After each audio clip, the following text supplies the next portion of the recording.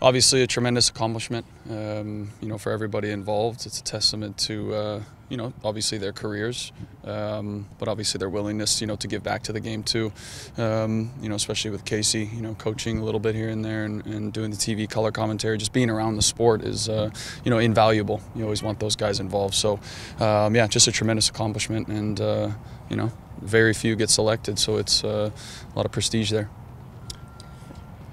With LA coming to town, they've kind of had your number this year, and they've been a difficult team. How do you guys approach this match? Yeah, it's a very good team. They've had our number since the course we've been here. They've always put a good product on the field, and they've always come up here and been very competitive.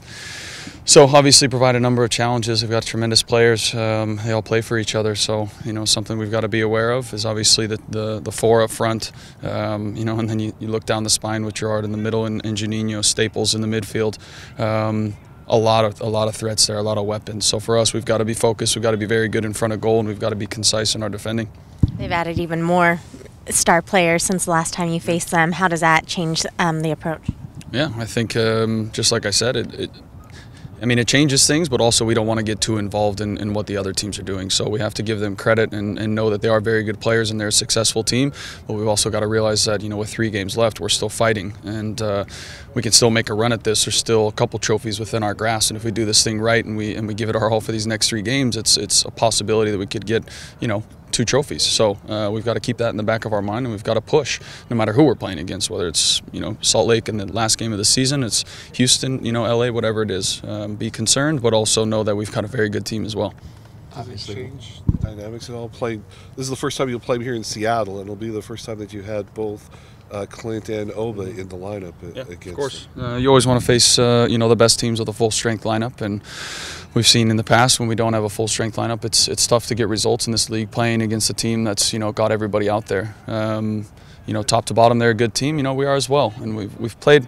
I think the score line wasn't indicative of the 2 times that we played them. We played some good soccer, down in LA. Just couldn't find the ball in the back of the net and got a little bit unlucky. So, credit to them for finishing their chances. But yeah, I think it changes things, and we want to make CenturyLink a staple, and that's got to be our home. It's got to be our fortress, and that's something we've got to use on Sunday. Obviously, we don't know Ziggy's lineup until about an hour before it comes out, but it seems possible that 4 original Sounders could be playing key minutes down the stretch this far down the line. Is that kind of cool, amazing, whatever? Yeah, I didn't even think about it. For me, it's day-to-day operation, no matter who's in there. And now that you bring it up, obviously it's a testament to those guys for obviously taking care of their bodies, number one, but also, being able to perform at the highest level so consistently. So yeah, it's a good accomplishment, but I'm confident in whoever's on the field. What happened the other day in practice? Does that have an effect on the team with what happened with Chad and everything like that? Or? Obviously we always look out for our own, and we're concerned. But at the end of the day, as long as he's at home and he's healthy, and I don't have to feed him food for the rest of his life, is phenomenal. And so it's happy that he's okay, and I would expect him to make a quick recovery, just like he always has. And obviously our hearts go out to him, and you come out here and you just are thankful that you get through another day of practice without something like that happening again.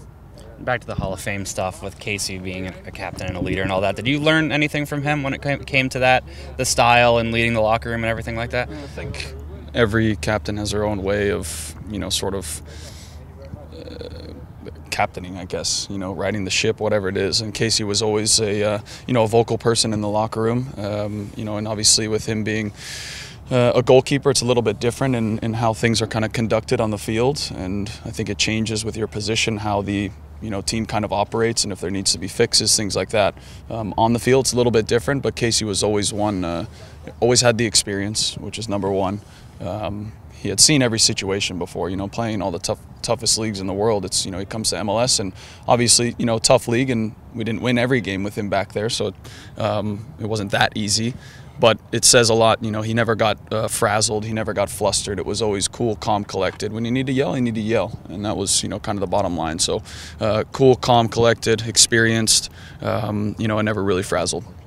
For sure, and as the club continues to mature, do you look at yourself as sort of maybe carrying a torch a little bit for that original group, and from Kasey to you, and like you said, sort of those 4 guys, or is it just? No, I think I've said it before. I think a number of guys can wear the captain armband on this team, and any given day, anybody can change in and out. And if somebody's injured, somebody's going to step up. So, you know, if decide to go with me as captain next year, then it is what it is. I would love to. It's obviously an honor.